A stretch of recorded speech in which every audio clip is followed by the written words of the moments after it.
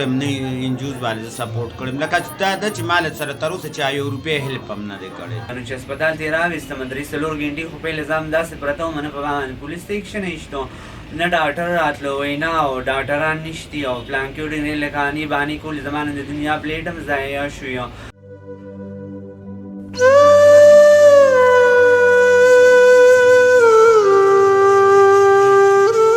السلام علیکم زما نوم نیازبینه دی او زما عمر به دغه 19-20 سال وي او زه به مخکې فنکشنو ته تلم راتلم زما پیشه دغه وه چې فنکشنو ته به تلم راتلم اوس مې دا خپله خوږ شوې ده اوس زه نشم تللی چې مونږ یو درې ډاغان تلو پروګرام ته نو پروګرام کې چې دی مونږ سره یو ملګری وی او هغې سره کسانو چیړ چاړ وکړو نو بیا ورته هغه اجرام ته رتبدو وي نو بیا مونږ د پروګرام اخرنی ټیم چې دې کسانو ورته ښه په زړه اچولې وه لکه نو چې اخرنی ټیم چې مونږ ویښته بندول مونږ ستوڼ والا سره کېناستو نو دا اجرا یې ویشتو او دا کومه ګولۍ چې به نو په دغې باندې راله زما خپه پې ولګېدو او بیا زما سره داسې چلو شو چې لکه زما نه خلک ټول رانه وتښتېده دې کې یو دوه کسانو یو الله دې ورسره ښه وکړي نو هغوی راله زه یې اوچته کړم او په ګاډي کې یې واچولم زه یې راویستم هسپتال ته نو چې هسپتال ته یې راویستم درې څلور غنټې خو په نظام داسې پرته وم نه په باندې پولیس ته ایکشن ایشتو نه ډاکټر راتلو وایي نه او ډاکټران نشتي او پلان کې وډې لکه اني باني کول زمانه د دنیا پلیټ هم ضایع شوی بیا زه واچولم دې خوا راغلی نو بیا یې زه د سړو په واټ کې واچولم چې د سړو په واټ کې یې واچولم نو بیا ما میډم ارزو خان ته چې دی نو ما رینګ میله وکړو هغې بیا د هغه ځینه کال وچولو نو بیا ډاکټر هم راغو او بیا پولیس هم راغو نو بیا لکه خپله خبره مبره یې وکړه خو دا کوم ټایم چې ما له اپریشن وکړو نو دې ټایم کې لکه ارزو نه وی په اینډ موقع دا خو دوی لکه دننه خو څوک نه پرېږدي نو ما یې دا اپریشن وکړو خو په اینډ موقع باندې ما ته نه ویلي چې ستا هډوکي درې مات دي صحیح شو دا خبره یې ما ته لکه نه وه کړې ما ته به صرف وایي ستا هډوکي سکریچ دي او ستا را زخم راټول شي د بره نه بره نه یې ګنډلې او دننه یې په کرسه پرېښي نو وی لکه د دې نه پس به دله بیا مونږ دغه کوو اپریشن به دغه به دله کور کوو سوري رشاوي دا پټې پلیستر نه وي هغه به وایي دغه کوو که نه نو ما وی زه صحیح ده نو دا خو چې زه لاړم بیا ما پرایویټ هسپتال کې ما علاج وکړو نو هغوی ما ته وایي چې ستا خو درې هډوکي مات دي اوس راکې راډونه لګي نو 45 ورځې پس خو زه بیا هلته کې لاړم لکه دوی په ما باندې 45 ورځې تېرې کړې ستا د هډوکي سکریچ دي دا یې راته نه ویلي چې مات دي که نه نو بیا د هغې نه پس چې ما علاج وکړو نو اوس مې درې راډونه لګولي دي او پرته یم دا درېیمه میاشت دی او دا کسان لکه د پیله نه ناستو پروګرام کې که نه خو ما ته لکه دا پته نه شي چې دا څوک وي او څوک نه وي لکه دا نه خو بیا دې پولیس نه هم په کار چې خپله کاروایي پکې کړې وه خو هغوی هم څه ایکشن وانخېستو نوره ما نه هم داسې پته نشتي او د دې وجوهات دا و چې د لکه دا بل اجرا یې ویشتو نو هغه ګولۍ باندې زه ولګېدم په خپه باندې او د دې کیس په باره کې چې دی نو ما یې پیار کړم اترې تانه کې او هغوی پرې څه ایکشن یې پرې وانخېستو کسان هم همدغه رنګې مظلمانو چې دی نو بهر ګرځي او هېڅ ایکشن یې پرې نه ویشتي او پهله نه خو غټه خبره دا ده لکه زه په کټ کې پرته یم په ځوانه ځوانۍ کې لکه زه په کټ پرېوتم او لکه زه د زړه نه دا خبره کوم چې لکه زما وروستو زما کور دی او زما د کمرې کرایي شوه زما بیلونه شوي ما ته ډېر مشکلات دی لکه بل چې زه پاسمه یا کینمه یا دلته کې تقریبا زه 5م 6م چت کې اوسېږم نو هم ملګري مې ډېر په تکلیف باندې ما کوزوي که نه بل چې زه داسې یا کپړې وپړې بدلوم هم ما ته ډېر په تکلیف باندې بدلوي یا داسې اخوا د بلې کمرې ته مې اړوي یا مې داسې ګرځئ راګرځئ که نه نو هم ډېره په تکلیف باندې ګرځم راګرځم اوس یو څو ورځې مخکې چې دی نو زلزله وه یو زما ټول ملګري لاندې وتښتېدي او بس زما صرف الله ته مې سترګې وي همدې ویټ کې ناست وم خپله کمره کې وم نو ما ته لکه ډېر تکلیف دی ډېر زیات لکه تر اوسه پورې ما نه نه چا ویلچیر راکړو چې دې کې لږ په دې کې ګرځه راګرځه که نه لکه هغه که د سرکاري محکمې نه یو که پرایویټ نو لکه یو هم چې دی نو د یو نه ما ته داسې دغه نشته چې یا راشي زما تپوس وکړي چې ستا دا ټایم څنګه تېرېږي زندګي څنګه تېرېږي لکه بس هېچا هم داسې زما تپوس مپوس نه دی کړی مخکې به فنکشن ته تلم راتلم میک اپ به مې کولو خپلې ډریسینګ به مې اچو خپل فنکشن به مې انجوی کولو اوس د هغې نه وروسته چې کوم دی نو یو دیوال بل دیوال ته زه ګورم راګورم یا ته سوچونه کوم یا خپله کمره کې ناسته یم او بس دغه ملګري مې زه راځي پروګرامونو ته یا بس هغوی مې خیال ساتي نه نو زما داسې لاره خو نشته او بل زما داسې څه هنر منر یې زده نه دی نور اجراګان خو که په کټ باندې پرېوځي نو زه انسان یوازې اجرا نه کار یم انسان نو زه هنر منر یې زده وي ما له خو نور داسې چلم نه راځي او چې زما دا کوم ملګري دي راځي فنکشن ته ډېره خفه شوم یو خو بس څه وکړم یو پرته یم په ځوانۍ کې او دا نه په کوم عمر زه راوتې یم لکه زما نور هېڅ کار ما نه زما نه دي او زه ډېره زیاته خفه شم ډېر افسوس راشي او زما ملګري تیار شي لاړ شي فنکشن ته یو او زه په دې خپله کمره کې ناسته یم داسې سوچونه کوم یوازې یک تنخوا ناسته یم هغوی رانه لاړ شي فنکشن او څه چې زما په زړه باندې تېرېږي هغه الله ته پته دی او د حکومت والا هم پکار چې دې لپاره داسې یو کمیونټي جوړه کړي لکه چې بله ورځ د یو شي میل لکه څوک یې کنډموي نه لکه څوک لکه ډز مز پې نه کوي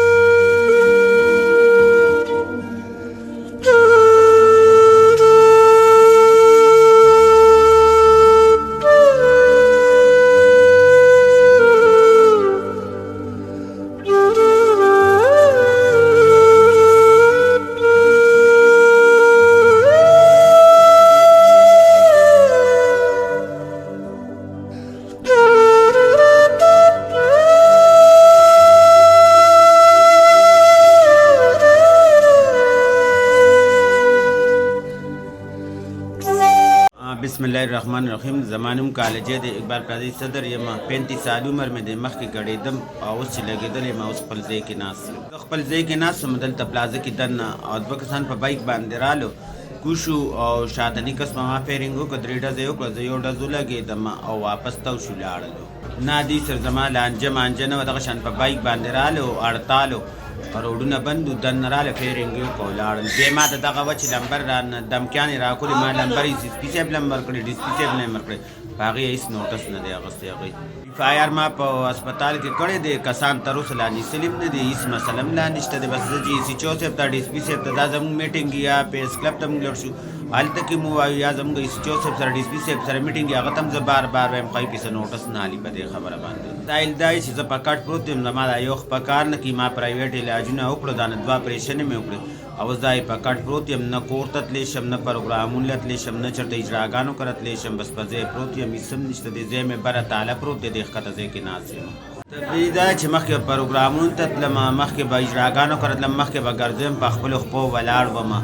او اوس خو دا شپږ میاشتې چې زه په کټ پروت یم نو بس هېڅ دغه هم راسره نشته په دغه کټ کې پروت یم او ناست یم کښېنم او څملم او کښېنم او څملم نور خو ما سره هېڅ هم نشته بس کمایي ذریعه مې دا چې کومې راسره اوس پرتې دي هغه خورم نه بس اوس مخکې خو راسره پروګرامونو له به تلم اجراګانو به راله راکولې نو اوس خو هغه هم نشته دی اوس خو چې خپلې راسره کوي پرتې یا په ځان هسپتالونو کې هم لګوم خپلې خورم هم ناست نه مالی څوک هم نه میډیا خود سارو ماښام را روانې بس هم پورې مذاق کوي او خندا را پورې کوي کله رال د کم ځای نه پیکچرې وباسي کله رال د کم ځای نه پیکچرې وباسي کله څه کوي کله څه کوي خو ما سره تر اوسه داسې نه دي کړی چې ما ته چې ته راپاسه مونږ ته تاڼۍ ته بوځو ته خپلې پایارو کا یا تا مونږ مخکې دا سپورټ کوو ځان سره راځه چې ایس پي صاحب له دې بوځو ډي سي پي صاحب له دې بوځو بس صرف دې ځای کې رانه ویډیو جوړ کړي خپل چینل مخکې کې اوځي رانه په مخه نه ګورمنټ ادارو ته سپورټ کړم نه انجوز والے ته سپورټ کړم لکه دا ده چې ما له سره تر اوسه چا یو روپۍ هیلپ هم نه دی کړی هنر مې هر څه زده دي خو چې څوک راله څوک مې سپورټ کړي زه زده دی کپړو کار مې زده دی کوکینګ کار راځي راله هر څه راله راځي خو چې څوک مې سپورټ کړي که زما چې کوم دوست دی هغه راله هر څه کوي نو دا سوچ کومه چې زه روغ وی چې فنکشنو له تلمه چې روغ وی چې خپل میزان له بس هغه ګیدرینګ پروګرام مې کوو هغه هم ښه وه 2,000 روپۍ خو به راته پاتې کېدې نو اوس خو زه ګرځېدی هم نشم بس ملګري مې لړ شي زه د خدای سرې ته دلته پروت یم هغوی دپاره حکومت نه دا پکار دی چې موږ له سجاب راکړي یا موږ له پیسې راکړي چې موږ خو ځان له نور هېڅ هم نه چې ځان له دوکان کوله وکړو ځان له پالر کوله وکړو نو دا کارونه خو زموږ د وسه دي نو موږ سره د حکومت دونه امداد ته پته نن سبا چې ډبګري ګارډن ته لړ شم دا 10-15 هزار روپۍ خو تانه د ټیسټونو او د هر څه سره دوایانو سره 10-15 هزار روپۍ په میاشت کې پاتې کېږي نو موږ سره دا کم ځای کې دي چې جوز چې کم دي زموږ په دغه باندې کار کوي یا د ادارې دي زموږ په دغه کار کې ښځه مړه شي هغې له دې پیسې ورکړي یا په کټ پرېوځي دې پیسې ورکړي یا ماشوم په کټ پرېوځي دې پیسې ورکړي ولې موږ انسانان نه یو یا موږ د دې معاشرې خلک نه یو څه چلو خواجه سرا یو صرف که نه نور خو انسانان یو هغې هم کلمه ویلې موږ هم کلمه ویلې هغې مسلمانان دي موږ هم مسلمانان دي که دا اوس یو زنانۍ هغې پسې دوی ورسي صحیح ده پهلې خو دا انجوز والا ورسي هغې له د سټینونه ورکړي دا ګاډې والا ورکړي صحیح ده نو په هغې کې ګرځي نو ماله خو تر اوسه داسې څوک نه دي راغلی چې یو سټین قدرې راله راکړی دی یې راله دا ګاډې راکړی دی یې څه راکړي دي چې زه پرې وګرځم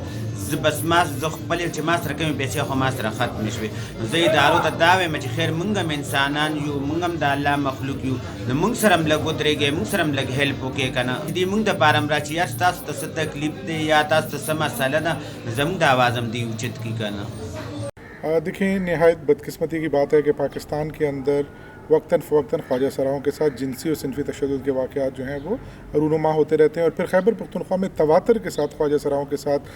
ظلم زیادتی صنفی اور جنسی تشدد کے واقعات جو ہیں وہ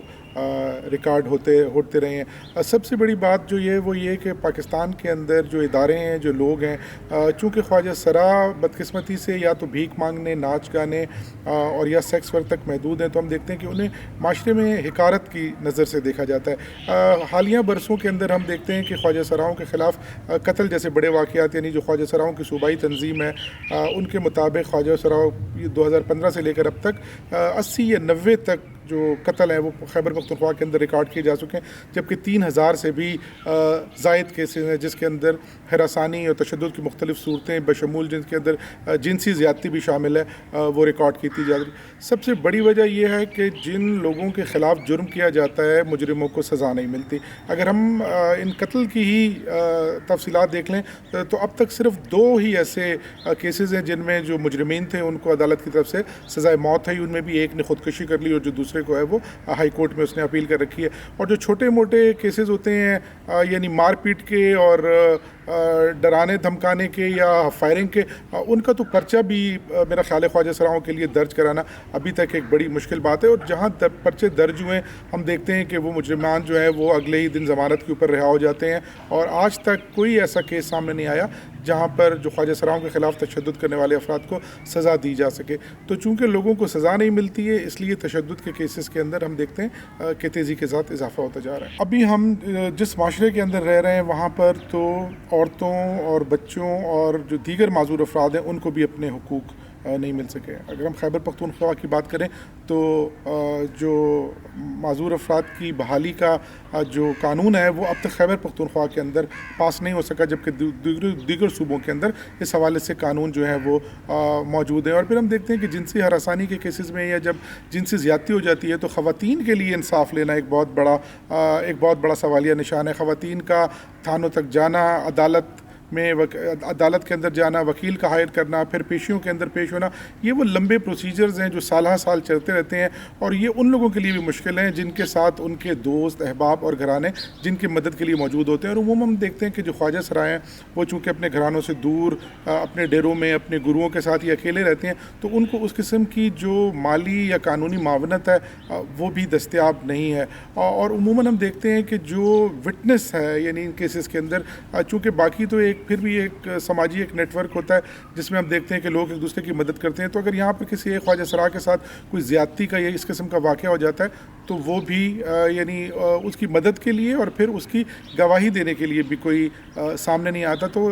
ان کو مسائل کا سامنا کرنا پڑتا ہے پھر اسی طریقے سے خواتین کے لیے تو اس حوالے سے ریہیبلیٹیشن سینٹر یا دارالامان یا دیگر ادارے جو ہیں وہ موجود ہیں لیکن خواجہ سرا جو ہیں اگر وہ اس قسم کے کیسز کو آگے لے کر آتے ہیں تو ہم دیکھتے ہیں کہ خیبر پختونخوا میں اس حوالے سے آج تک کوئی شیلٹر کوئی پناہ گاہ یا دارالامان بھی اس قسم کا موجود نہیں ہے جہاں پر خواجہ سرا مرد یا خواجہ سرا عورتوں کو عارضی طور پر یا اس کیس سے متعلق یا چلتے رہنے تک جو ہے وہ مدد فراہم کی جا سکے. کچھ سماجی تنظیمیں ضرور ہیں جو خواجہ سراؤں کی قانونی یا جو ان کی سائیکو سوشل سپورٹ ہے اس کی مدد کے لیے آتی ہیں, لیکن جو ادارے تھے, حکومتی ادارے تھے جن کا قیام اس غرض سے عمل میں لایا گیا تھا, جیسے کہ خیبر پختونخوا کے اندر فری لیگل ایڈ اتھارٹی 2019 کے اندر اس کا قیام عمل میں لایا گیا, لیکن ہم دیکھتے ہیں کہ عملاً یہ صوبے کے اندر موجود نہیں ہے. اسی طریقے سے لیگل ایڈ اینڈ جسٹس اتھارٹی لاجا کا قیام جو ہے وہ قومی طور پر عمل میں لایا گیا, اور اس کا مقصد یہی تھا کہ جو کمزور اور پسے ہوئے طبقات ہیں جب ان کے ساتھ اس قسم کی کوئی زیادتی ہو یا ہراسانی ہو تو وہ ان کی مدد کریں اور ان کو قانونی معاونت فراہم کریں. لیکن بدقسمتی سے ہم دیکھتے ہیں کہ یہ بھی خیبر پختونخوا میں یہ غیر فعال ہیں. خواجہ سراؤں کے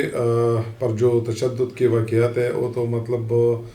زیادہ تر جو ہے نا آپ نے دیکھے ہوں گے کہ وہ اپنے لوگ جو ہے نا اس کے ساتھ جو ہوتے ہیں, پھر جو ہے نا کچھ خفگانگی کی وجہ سے جو ہے نا پھر تشدد پہ جو ہے نا وہ لوگ آ جاتے ہیں. تو اس کی جو وجوہات تو یہی ہے کہ مطلب کچھ جو مطلب انڈرسٹینڈنگ یا جو ہے نا اس میں غلط فہمی آ جاتی ہے تو وہ تشدد پہ جو ہے نا آ جاتے ہیں. لیکن پولیس کی ہر وقت جو ہے نا یہی کوشش ہوتی ہے کہ مطلب خواجہ سرا یا اور جتنی بھی اسٹیک ہولڈرز ہے کسی پہ جو ہے نا ظلم نہ ہو, اور پولیس اس میں جو ہے نا بر وقتاً ایکشن لیتی ہے اور اس کے خلاف جو ہے نا کارروائی بھی کرتی ہے اور ملزمان کو بھی ٹریس اور اریسٹ کرتی ہے. جس طرح کہ خواجہ سرا پشاور میں ابھی جو ہمارے 2 ممبران ہمارے DRC کی بھی ممبران ہیں اور جو کمیونٹی ہے اس میں بھی ان بورڈ ہے اور کام کرتے ہیں.